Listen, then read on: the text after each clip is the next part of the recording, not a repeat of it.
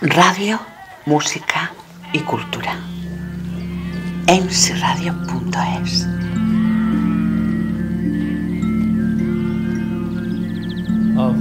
Viaje en el tiempo es una producción para radio, música y cultura de Ediciones Sala Cepeda.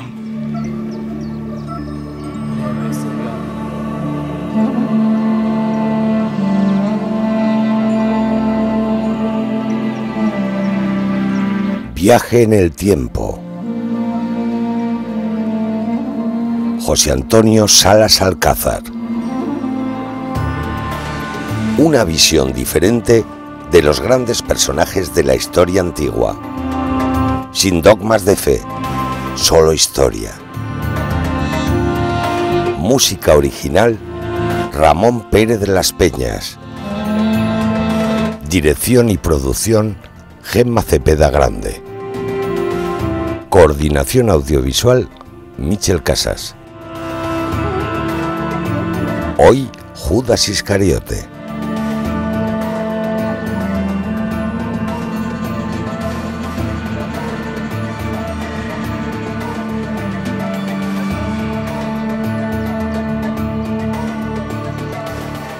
Año 30 de nuestra era, segunda planta de la casa de Elías Marcos. Jesús se levantó, cogió un trozo de pan ácimo, lo mojó en el vino rojo que bañaba el cordero, se acercó a Judas y le dijo: lo que tenga que hacer, hazlo. Hola, muy buenas noches. Bienvenido al segundo programa, Viaje en el Tiempo. Hoy nuestro protagonista es Judas Iscariote. Lo que sí os voy a pedir un pequeño favor, porque la exposición que vamos a hacer para desvelar a este personaje mítico como es Judas Iscariote será aproximadamente de unos 10 minutos, aproximadamente, como he dicho, y a partir de entonces todas las dudas y preguntas que queráis lo voy a resolver con vuestro permiso. Comenzamos con Judas Iscariote. En primer lugar, os quería informar que llevamos ya años los investigadores intentando analizar de dónde era Iscariote, y la gran mayoría coincidimos que Iscariote es una composición de dos nombres, Isch-Keriot, que traducido al castellano es varón de Keriot. Keriot era una de las ciudades que estaba a 20 kilómetros del monte Hebrón. Y es curioso pensar que si todos los discípulos de Jesús eran de Galilea, ¿cómo es que Judas era de Judea? Bien, y otro dato clave que ahora descubriremos es que etimológicamente Iscariote puede venir de sicario. ¿Judas el sicario? Bien, seguidme que ahora vamos a entrar en su historia.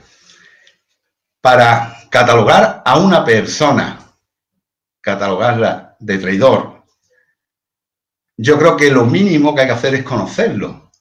Porque claro, a lo largo de 21 siglos siempre hemos tenido la imagen de Judas como el traidor. De hecho, en el siglo XXI, quien nos traiciona le solemos llamar Judas. ¿Cierto es? Bien, pero ¿quién realmente era Judas? Judas era hijo de Simón Iscariote. ¿Quién era su padre? Su padre era un celote. ¿Qué es lo que es un celote? Un celote es era un movimiento de liberación de Israel, los celosos de la ley. Su único objetivo era expulsar a los romanos de la tierra prometida. Bien, el padre de Judas fue escalando posiciones dentro de los celotes hasta llegar a ser jefe de celotes. Bien, ¿qué es lo que él hacía como jefe? Pues previo pago contrataba a una serie de judíos que llevaban una túnica blanca una pequeña abertura en el costado, un cinturón, y tenían una empuñadura y una hoja doblada para poder agarrar el cuello. Por lo tanto, los celotes o los jefes de celotes lo que hacían era contratar a esas personas cuyo utensilio se llamaba cica. De ahí viene el nombre de sicarios. ¿Qué es lo que ocurría? Pues pasaba una pareja de romanos andando, ellos se escondían normalmente en las esquinas de las casas de adobes, le entraban por detrás, lo cogían del pectoral y le rebanaban el cuello. Este movimiento de celotes buscaba, como he dicho anteriormente, la libertad de Israel. Entonces Judas nació y convivió en ese ambiente, en el ambiente de los que buscaban precisamente acabar con los romanos en su tierra. Bueno, pues un buen día iba Judas paseando por el río Jordán y se encuentra con un señor muy desaliñado, vestido con piel de camello, barba muy deformada, muy despeinado, que decía constantemente: arrepentíos, arrepentíos. Y veía como Judas se quedaba asombrado viendo cómo esa persona metía en el agua del Jordán a muchos seguidores. Esa persona es Juan, el hijo de Isabel y Zacarías, apodado el Bautista. Judas, que había crecido en el ambiente de la liberación de Israel, empezó a ser discípulo de Juan el Bautista. Lo seguía. Más aún, que en una ocasión pasó Herodes Antipa con su mujer, Herodías, y Juan el Bautista le increpó diciéndole: Herodes, no es lícito que tenga por esposa a la mujer de tu hermano Filipo. Aquello le impactó a Judas, porque veía realmente en Juan un auténtico revolucionario. Pues bien, hubo una frase que le tocó al corazón a Judas, una frase que le llegó al alma. Estando Juan bautizando al resto de las personas que se acercaban a la ribera del río Jordán, dijo una frase clave para Judas: detrás de mí vendrá uno mayor que yo. ¿Qué es lo que pudo pensar Judas? Si Juan el Bautista es celote, el que tiene que venir es el jefe de los celotes, y el que vino fue Jesús de Nazaret. Deja Judas a Juan y comienza a seguir a Jesús. Iban pasando el tiempo. Él esperaba que Jesús diera la orden de la liberación de Israel, pero Jesús hablaba de amar los unos a los otros. Jesús hablaba del amor. Jesús daba de comer a mucha gente. Se acercaba a la fosa común de los leprosos y los curaba. Judas era testigo incluso de esos prodigios, pero Jesús no reaccionaba como quería Judas que reaccionara, evidentemente. Hubo un momento en donde Judas se puso muy contento. Un domingo de Ramos, Jesús entró en el templo y sacó un látigo y le dijo a los cambistas, a los que estaban allí haciendo negocio en el templo: no hagáis de la casa de mi padre una cueva de ladrones. Judas creía que ya había llegado el momento, pero no fue así. Siguieron pasando los días y, claro, Judas llegó a pensar: la única manera de que mi maestro reaccione es provocarlo, no hay otra. Muy bien, se acercó al templo, habló con los sumos sacerdotes. Según la ley judía, cada vez que se entregaba a alguien se hacía cambio de dinero. Judas le dijo: ¿qué me dais por entregaros al que buscáis? Y le dijeron 30 monedas de plata. Judas la aceptó, con un único propósito: provocar al jefe de los celotes, porque él tenía como una venda, no quiso escuchar realmente el mensaje de Jesús, solo quería la libertad de la tierra prometida de Israel. Lo provoca, estando en la última cena, que es como ha empezado esta charla. En el momento que Judas se marchó, siguieron los discípulos con Jesús en aquella segunda planta, mientras que él se acercaba al templo, cogió a los sirvientes y una vez que estaba Jesús con sus discípulos en Getsemaní, le dio un beso, lo entregó, esperando la reacción del maestro. ¿Qué ocurrió? Que Jesús no reaccionó. Eso le afectó profundamente a Judas. Y pensad una cosa, si una persona realmente es un traidor, hubiera cogido esas 30 monedas de plata y inmediatamente se hubiera ido, porque Judas estaba casado, como casi todos los judíos, se hubiera ido de viaje con su mujer, se hubiera ido a otro sitio de la diáspora, donde fuera, porque tendría suficiente dinero para vivir. Sin embargo, cuando vio que Jesús lo llevaron a casa, primero Anás, sumo sacerdote, después de su yerno Caifás, ya Judas sabía el final del que él creía que era el jefe de los celotes. Por lo tanto, y con vuestro permiso, me gustaría cambiar el adjetivo calificativo que siempre ha tenido Judas. En vez de Judas el traidor, Judas el confundido. Tanto fue así que fuera de las murallas de Jerusalén se ahorcó. Muy bien, amigo mío, todo esto está basado en un resumen de numerosas investigaciones y manuscritos que en su día quedaron ocultos, otros están en el archivo del Vaticano, que nos ha permitido, o me ha permitido en este caso, investigar sobre un personaje que realmente siempre ha tenido esa fama de traidor y por sus costumbres ideológicas realmente fue un confundido. Hay escrito que su familia realmente quería traicionar a Jesús o tenía que justificarse ante la banda o su padre. Jesús y Judas, ¿qué idioma hablaban entre ellos? Bien, el de su familia hay por escrito, porque en aquella época, lamentablemente, ese es el problema que tenemos los investigadores, y yo he estado 20 años detrás, eran muy pocos los que escribían. Eran muy pocos, y además escribir sobre Jesús y sus discípulos, todos corrían un riesgo enorme. Entonces tenemos poca documentación. Sí sabemos quién fue el padre de Judas y sí hemos podido detectar, como he dicho al principio, que puede ser un padre de Quirós. Bien, realmente él no quiso traicionar a Jesús, ni tampoco tuvo el encargo de su padre. Él lo que quiso es provocar a Jesús. Además está clarísimo, vuelvo a repetir, si yo traiciono a alguien, me dan un dinero, yo no tiro ese dinero, yo no me mato, no me ahorco a posteriori. El arrepentimiento fue porque se había confundido y había llevado a la tumba a un hombre bueno. Un hombre bueno que fue a última hora cuando se cuenta Judas. El idioma que hablaban entre ellos, mira, el idioma oficial en aquella época era el griego. La aristocracia hablaba el latín. En Galilea se hablaba el arameo y en Judea el hebreo. Bien, el idioma que con total seguridad Jesús y Judas hablaban era el hebreo. ¿Por qué? Porque Judas era de Judea. Judas estaba en el plan de Dios para que se cumpliera la escritura. Fue un instrumento. Bueno, yo sinceramente siempre digo lo mismo, ¿no? Existe el cumplimiento de la escritura, es un dogma de fe. Yo os hablo desde el punto de vista histórico.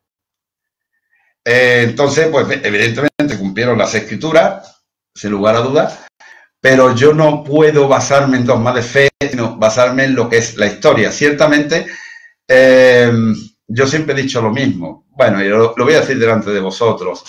Yo empecé siendo católico por educación familiar. A raíz de mis investigaciones, me convertí en católico por convicción. Que le llamo el confundido. Sí, porque Judas se crió en un ambiente, tened en cuenta que en aquella época, si el padre era carpintero, el hijo era carpintero. Es decir, la influencia paterno-filial era tremenda. Judas se crió en ese ambiente, en el ambiente de ver a su padre pagar a sicarios, de intentar expulsar a los romanos, de jugarse la vida constantemente por expulsar a los romanos. Él vio primero en Juan el Bautista la posibilidad de ser un celote y posteriormente en Jesús como jefe de celote. Entonces, durante estos 2 años y medio, Judas, pienso por su forma de actuar, tuvo una venda en el ojo. Él solamente quería una y otra vez que Jesús reaccionara y expulsara a los romanos. Cuando Jesús vino a este mundo, no precisamente para eso, sino para dar un nuevo mensaje de un Padre misericordioso y un mensaje de amor diferente al mensaje de los celotes de aquella época. ¿Le hizo daño? ¿Por qué? ¿A quién? Esta pregunta que va relacionada hacia Judas. Si le hizo daño a Judas. Bueno, a Judas, si es sobre Judas, sin lugar a dudas le hizo daño. Porque quitarse la vida, tened en cuenta una cosa, que la vida es el bien preciado. Y en aquella época, hace 21 siglos, igualmente, ¿no? Le dolió muchísimo ver mansamente cómo Jesús nunca llegó a reaccionar cuando fue apresado. Ese fue el motivo por el cual ese daño le llevó al remordimiento, al estar confuso y a ahorcarse tirando aquellas monedas que hubiera vivido fenomenal de no haberse matado con esas monedas. ¿Qué valor tenía esas monedas en la actualidad? Es decir, trasladando el valor de esas monedas a la actualidad, bueno, las monedas de plata que recibió Judas era una moneda llamada dracma, era un tetradracmas. Tetradracmas son 4 dracmas. Bien, el valor de cada dracma aproximadamente es equivalente, que cada cual en su país que me esté escuchando haga la transformación o la conversión, porque voy a hablar en euros. Cada dracma aproximadamente serían 90 euros de hoy en día. 4 dracmas, 360 euros. Multiplicado por 30, el precio fue aproximadamente de 10.800 euros. No está mal. Judas se quedó a la consagración, no llegó a estar. Judas no estuvo en la comunión estuvieron 11. No le dio tiempo a estar, y lógicamente mucho menos en el vino. Judas se marchó. Justamente cuando Jesús le dio el pan mojado en vino y le dijo que tenga que hacer, hazlo, fue cuando posteriormente Jesús se dio cuenta que Judas estaba confundido, que no era la persona que esperaba. Fue después cuando Jesús lo partió entre sus discípulos y se instauró lo que es la Iglesia Católica como la Eucaristía. Los sicarios eran por el utensilio que utilizaban en aquella época, que era la sica, una empuñadura y una hoja con el tamaño del cuello. Entonces, la forma que utilizaban los sicarios eran contratados por los jefes de los celotas. Lo que hacían era cogerlo por detrás, por el pectoral, y utilizar la sica para acabar cuanto antes con la vida, ¿no? Automáticamente le cortaban el cuello y salían pitando de los lugares. Normalmente los sicarios estaban en sitios escondidos. Judas era el tesorero de Jesús, sí, era el administrador. De hecho, fijaros qué importante fue durante los 2 años y medio que duró la etapa pública de Jesús, ¿no? Antes de su muerte, que se ganó la confianza de todos. Un administrador es aquel en el cual todo el mundo confía. E incluso confió Jesús. Después las intenciones de Judas era otra, pero era el administrador del grupo el que controlaba económicamente los desplazamientos, aunque sí es cierto que ese grupo se financiaba especialmente, y ya tocaremos ese tema en próximos programas, de las mujeres. Concretamente, de una mujer que trataremos el próximo miércoles, que es María Magdalena. ¿Pudo haber devuelto realmente, según la ley judía, las monedas para cambiarlas por Jesús? Devuelto para cambiarlas por Jesús, ya no. Una vez entregado, José Luis, vamos a ver, según la ley judía, tanto el Levítico como el de Deuteronomio, entregar a alguien a muerte era a cambio de dinero. Pero ese dinero no se podía emplear. Por lo tanto, ya no se podía devolver. ¿Qué ocurrió? Que con el dinero que Judas, con el enfado, al ver la situación de que Jesús iba a la muerte, con ese dinero compraron un campo, el campo de alfarero, llamado el campo de la sangre. Porque ese dinero no se podía invertir en las personas, sino en bienes, y se invirtió en aquel campo. Pero nunca podía haber ido al templo. De hecho, Judas lo intentó y no se lo consintieron. La ley judía tiene más de 726 leyes, imagínate. ¿Qué tenía que haber hecho Jesús?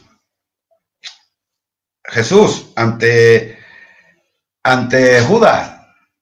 Bueno, Jesús sabía de antemano, si antes Judas sabía de antemano que tenía los días contados. Ten en cuenta que Jesús se metió con los fariseos, con las clases dominantes, con los saduceos. Jesús fue una persona que fue, digamos, un revolucionario y una persona conflictiva. E incluso puso en peligro los cimientos económicos del templo. ¿Por qué? Pues bueno, porque en el templo la persona que pecaba, ¿vale?, se le perdonaba los pecados entregando el diezmo. El diezmo es la parte de lo que uno gana. Y Jesús decía que la persona que se consideraba que había pecado, que se dirija a Abba, papá, al Padre, sin necesidad de pagar al templo. Entonces realmente Jesús tenía los días contados, ya lo sabía. Si no lo hubiera entregado a Judas, lo hubieran capturado en cualquier momento. Existiendo un movimiento celote, Barrabás también era celote. Ya tocaremos de todas maneras Barrabás, ¿no? Barrabás lo era. Te adelanto que sí. Ya tocaremos la figura de Barrabás. También era celote. Tened en cuenta que, a ver, la única manera para crucificar que había en la época romana, os voy a decir una palabra que a vosotros sonará muchísimo, porque hoy en día lo vemos en los telediarios, o lo he visto muchas veces, ¿no? La única manera de llevar a la cruz a un reo es por sedición. Sedición es ir en contra del imperio. Los celotes iban en contra del imperio romano, evidentemente. Incluso muchos romanos perdieron la vida en manos de los sicarios que contrataban los jefes de los celotes. Entre ellos el padre de Judas, Simón.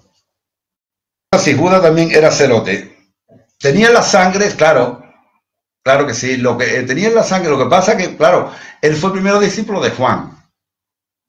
Entonces él esperaba que Jesús reaccionara, acompañaba a Jesús, llevaba el dinero del administrador del grupo. Pero tened en cuenta una cosa, que un celote dependía de un jefe que le ordenara. Jesús todavía no le había ordenado que intervinieran. Judas estuvo a la espera y cuando ya no pudo más fue cuando intentó provocarlo en Getsemaní, sin éxito ninguno, porque Jesús se sentó mansamente en el prendimiento. Aparte de confundido, Judas volvió al templo a devolver las 30 monedas, pero los sacerdotes lo rechazaron porque estaban manchadas de sangre y se quedaron en el suelo. Es cierto. Ten en cuenta que esta gente, o sea, los judíos en sí, el respeto por la ley era tremendo. Entonces había que respetar la ley. Si tú entregabas a alguien a la muerte a cambio de un dinero, ese dinero ya no se podía tocar. Se reinvertía, como en este caso en comprar un campo de alfarero. Judas intentó recular, pero ya no había tiempo. También es curioso que Judas no conociera la ley. Es que una vez que tú has llegado a un acuerdo con el templo económicamente para entregar a una persona, jamás te van a devolver el dinero. Perdón, jamás te van a aceptar el dinero, discúlpeme, por salvar una vida. Nunca. No está reconocido en la ley judía. De aquella época, claro. Si Judas tenía hijos, vamos a ver, ese dato no lo tenemos como historiador. Casi seguro. Digo casi seguro por lo siguiente, igual que todos los discípulos estaban casados, ¿no? De hecho, Jesús, el primer papa de la historia, estaba casado, Pedro. ¿Por qué? Porque Jesús sanó a su suegra, lo cual estaba casado. Lo que pasa es que las mujeres, desgraciadamente, ya tocaremos el tema de las mujeres, no contaban. Prácticamente no se escribía nada sobre ellas. Eran poco menos que seres que no tenía nadie en cuenta, lamentablemente, para las mujeres. Entonces, seguramente sí, porque existe un mandato del Génesis, capítulo 2, versículo 8, del Yahvé del Antiguo Testamento. Creced y multiplicaos. Y para eso hay que estar casado y tener hijos, claro. Seguramente sí, como el resto de los discípulos. ¿Con cuál versión nos quedamos de la muerte de Judas? ¿Con la de Mateo o con la de los Hechos de los Apóstoles? Bien, son dos versiones distintas, es cierto es. Yo me quedo con la de Mateo. O sea, totalmente, que se comprara un campo, como dice el hecho de... No, aquello fue, ten en cuenta que eso fue de madrugada, todo fue muy rápido. Jesús no reaccionó, Jesús lo llevaron a casa de Anás y fue el momento en esa madrugada en donde Judas, corriendo hacia la afuera del pueblo, de la ciudad, en este caso, bueno, de Jerusalén, fuera de las murallas, se ahorcó. Yo me quedo con la de Mateo porque tiene más lógica. Aunque Lucas el autor de los Apóstoles se justifica como un gran historiador, pero a veces los historiadores cometen errores. ¿Crees que Judas fue perdonado por esta traición? Bueno, ya es una apreciación religiosa en este aspecto. Hombre, vamos a ver, si es el Dios que nos habló Jesús, que rompió con todos los esquemas en aquella época, ¿era misericordioso? Claro que sí. Porque Judas, al fin y al cabo, estaba confundido.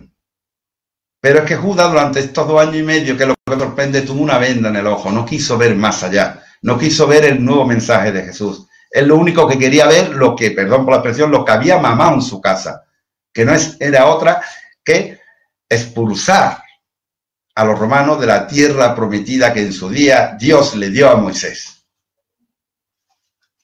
¿Suicidarse es pecado bajo la ley de Dios? ¿Qué esperaba Judas? Hombre, el suicidio sí. Dios solamente es el que puede quitar la vida. Sería pecado. Pero cierto es que, bueno, posteriormente la Iglesia, haciendo estudio y análisis, existe el purgatorio. Quizá estuviera allí Judas, el alma de Judas. Pero quitarse la vida sí, Dios es el único. De hecho, vienen los 10 mandamientos. No matarás. También hace referencia a que no mate a los demás, como no matarte a ti mismo. Fue a devolver la moneda a los romanos para intentar limpiar su alma.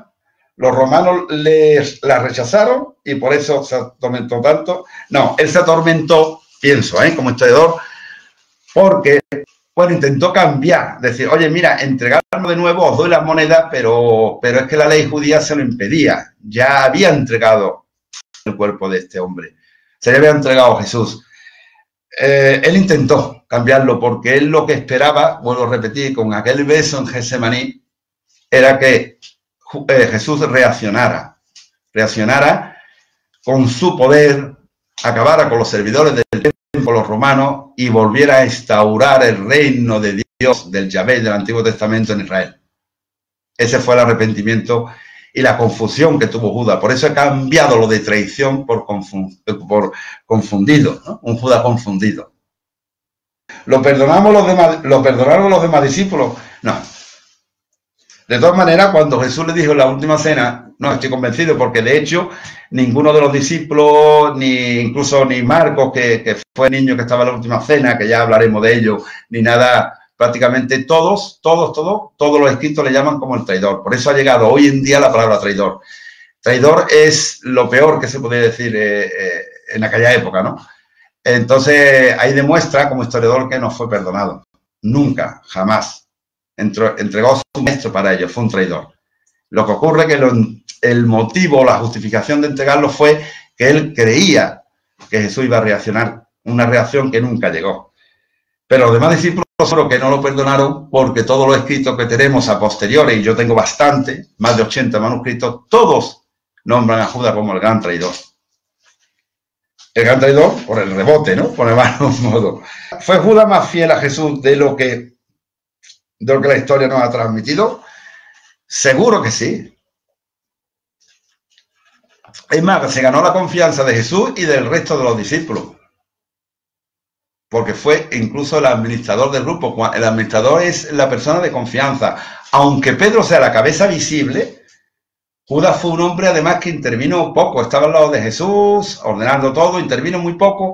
Sí, en lo económico era muy tacaño, perdonadme con la expresión, era así, ¿no? Porque, bueno, cuando las unciones que tuvo Jesús, bueno, con los frascos, ¿no?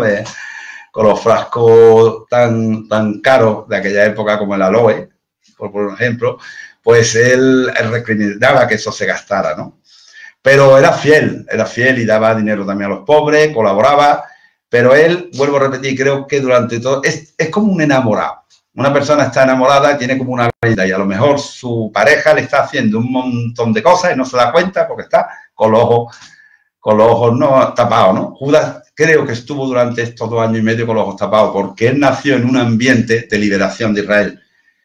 Él conoció a Juan el Bautista, le gustó la forma de actuar y esperaba que ese hombre grande que anunció Juan el Bautista fuera realmente el jefe de los celotes, aquella persona que hubiera expulsado a los romanos, y no fue así. Hombre, esa es la realidad Una traición, sí. Lo que pasa es que si le he cambiado el término es porque traicionar significa he cobrado un dinero, lo entrego y me marcho. No, que he cobrado un dinero, lo entrego y me mato. Estaba convencido Jesús que era Judas el que lo iba a traicionar, porque lo intuyó. Seguramente. Y digo seguramente porque el único discípulo que no le preguntaba por el cielo, por a dónde van los cuerpos, el alma, era él. Judas simplemente estaba callado. Si lo veis y lo analizáis, y en los manuscritos aparece, Judas siempre lo único que hacía era escuchar, y muy pendiente, en una mirada fija en Jesús. Al no participar y al no preguntar, es porque ya Judas tenía la idea muy clara. ¿Para qué voy a preguntar algo que espero?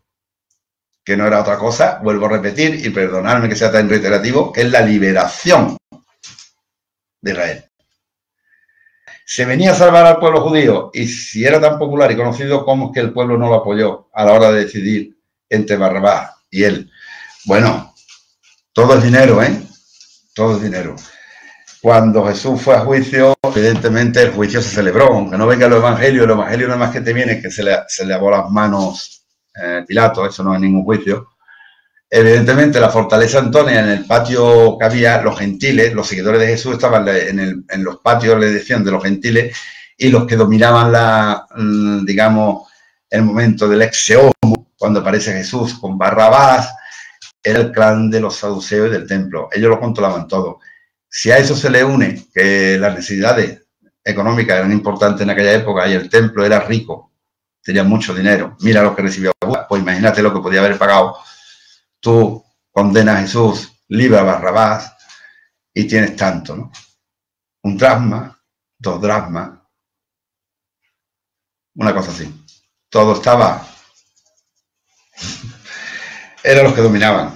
Os quiero dar las gracias por vuestra atención. Que sepáis que la semana que viene trabajaremos y hablaremos de María Magdalena, otro personaje también interesante, creo yo. Y simplemente pues desearos que estéis todos bien, que nos cuidemos y que ojalá este apartado de Judas el confundido, haya servido de algo. Si es así, yo soy el hombre más feliz del mundo. Sin otro particular, voy a dejaros. Viaje en el tiempo. Una visión diferente de los grandes personajes de la historia antigua. Sin dogmas de fe, solo historia.